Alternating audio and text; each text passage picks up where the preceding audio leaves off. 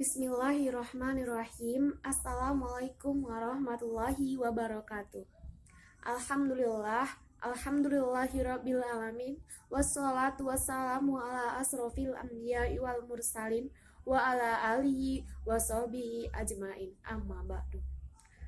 Pertama-tama, marilah kita panjatkan puja dan puji syukur kita atas kehadirat Allah Subhanahu wa Ta'ala, yang mana kita telah dilimpahkannya rahmat, sehingga kita bisa menyaksikan video ini, belajar bersama-sama, dan saya bisa membuat video ini.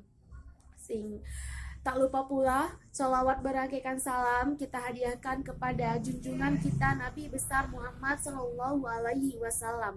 Allahumma sholli wa sallim alaihi, yang mana syafaatnya lah kelak yang kita harapkan di yaumil mahsyar nantinya. Amin, amin ya robbal alamin. Adapun berdirinya saya di sini adalah untuk mempresentasikan hasil artikel kami yang berjudul Dampak COVID-19 terhadap perkembangan sosial anak di Desa Guntung. Nah, jadi langsung saja kita masuk ke bab pembahasan, yaitu dampak work from home pada anak usia dini dalam masa pandemi COVID-19. Nah, jadi di hasil penelitian kami di Desa Guntung, Kecamatan Tanjung Tiram itu sendiri, banyak anak-anak yang tidak fokus dengan pembelajaran di sekolahnya karena mereka lebih banyak suka bermain dibandingkan belajar. Selepas dari itu juga banyak anak-anak yang tidak memiliki handphone untuk mengirim tugas-tugas yang diberikan gurunya melalui via WhatsApp. Jadi mereka akan bingung bagaimana, apa tugasnya, apa pembelajarannya, apa yang diberikan guru. Mereka tidak tahu. Karena apa? Mereka tidak memiliki handphone itu tadi. Jadi mereka merasa kesulitan. Belum lagi ada di dalam satu rumah tangga hanya memiliki satu handphone. Sedangkan anak mereka dalam rumah itu terdapat 2 atau lebih. Jadi mereka akan merasa semuanya butuh. Yang satu butuh mengirim tugasnya, yang satu butuh untuk mengirim tugasnya juga atau mendengarkan gurunya di WhatsApp tersebut ataupun di Zoom ataupun di mana lainnya. Mereka akan merasa emosional mereka itu akan bergejolak. Emosional mereka itu tidak stabil dan tidak akan terkontrol jika mereka tidak memiliki kesabaran tingkat tinggi. Nah, kemudian belum lagi masalah sinyal. Masalah sinyal juga membuat mereka pusing, membuat mereka merasa jenuh, membuat mereka kacau pikirannya. Kayak mana mau ngirim tugas, sinyal aja tidak ada, seperti itu. Ya kan? Jadi itu yang membuat mereka menjadi tidak terkontrol itu tadi, emosinya tidak stabil. Itulah dampaknya mereka belajar dari rumah. Dan mereka akan banyak bermain. Bahkan orang tua juga menjadi lebih kesulitan dalam hal tersebut.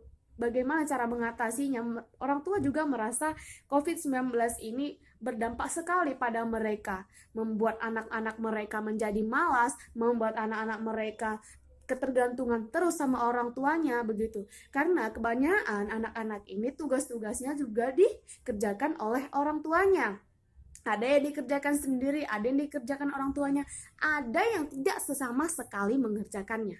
Nah, itu tadilah dampak work from home di masa COVID-19 ini terhadap anak. Nah, kemudian yang kedua, peran orang tua dalam pembelajaran anak di masa pandemi.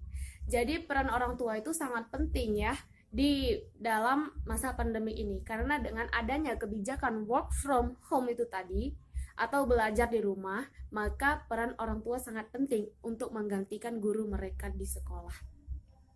Jadi, peran orang tua ini diperlukan untuk memberikan edukasi kepada anak-anaknya yang masih belum bisa memahami tentang pandemik yang sedang mewabah, untuk tetap berdiam diri di rumah agar tidak dapat tertular atau tidak menularkan ke sesama kita. Jadi dampak orang tua ini tadi dari hasil observasi kami, salah satunya itu ada orang tua yang membilang bahwasanya mengatakan bahwa sebenarnya kebijakan pemerintah dalam work from home ini, belajar di rumah ini, itu ada bagusnya dan ada juga tidak bagusnya. Karena kami pun katanya sebagai orang tua sebenarnya juga merasa resah gitu, merasa keresahan dengan adanya pandemik COVID-19 ini. Dikarenakan anak juga memberatkan kami sebagai orang tua. Belum lagi masalah kuota internet katanya, belum lagi masalah jaringan katanya. Karena walaupun pemerintah sudah memberikan kuota internet gratis, tapi kalau di suatu rumah tersebut orang tua tidak memiliki handphone ataupun tidak memiliki jaringan sama sekali, maka akan sama saja, akan seperti itu. Jadi seperti ini juga mereka bilang, kalau kuota internet juga kan itu memerlukan uang, Dek, kata mereka ya kan. Jadi iya Bu, kami bilang gitu. Jadi kalau kuota internet mereka habis, itu juga perlu uang, tadi kata mereka. Kemudian bagaimana dengan orang tua yang tidak memiliki handphone gitu kan? Bagaimana dengan pembelajaran anak-anak tadi nih gitu. Kemudian walaupun begitu, tapi mereka akan tetap berusaha semaksimal mungkin bagaimana anak mereka tuh bisa belajar. Itu kalau ada model orang tua yang peduli dengan anaknya.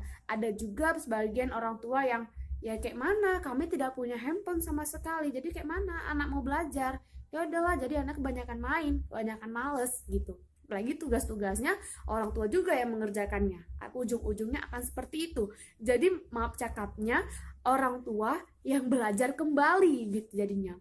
Kemudian juga ada juga bagusnya. Apa bagusnya? Yaitu tadi anak bisa belajar dari rumah, ya salah satunya agar terhindar dari wabah pandemi COVID-19 ini atau virus corona.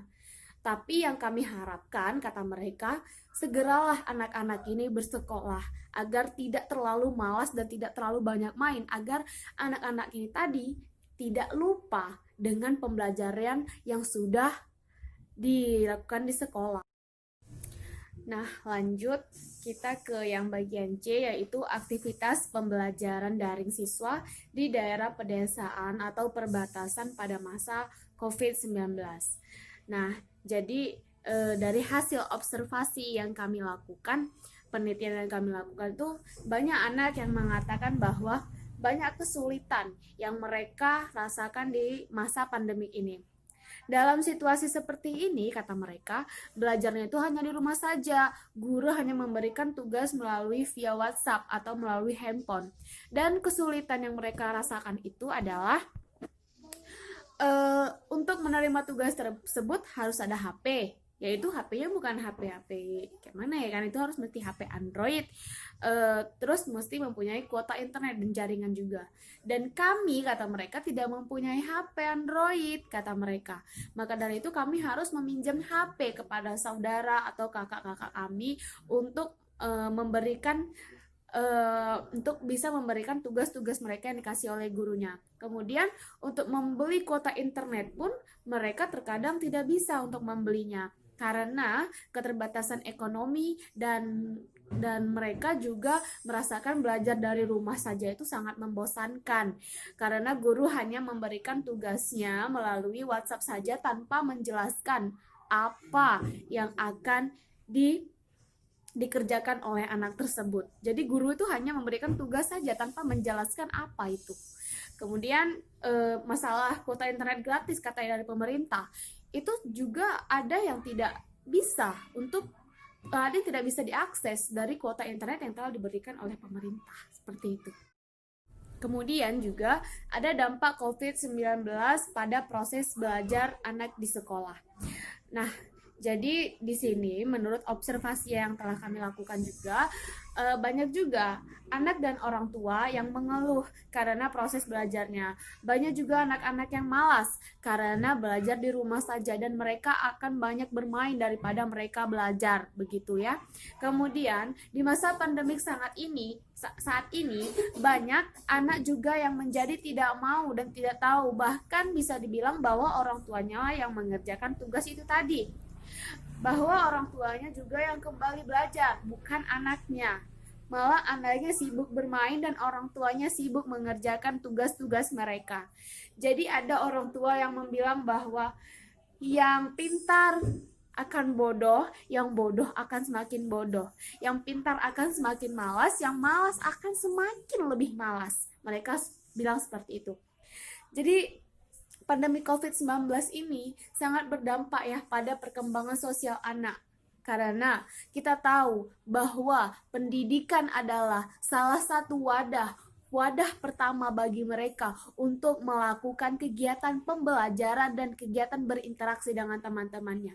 Pendidikan juga mengajarkan mereka akan lebih banyak menambah teman, menambah wawasan mereka dalam belajar. Di masa pandemi COVID-19 ini menunjukkan dampak yang sangat merugikan dari segi ekonomi dan terutama bagi perkembangan sosial anak.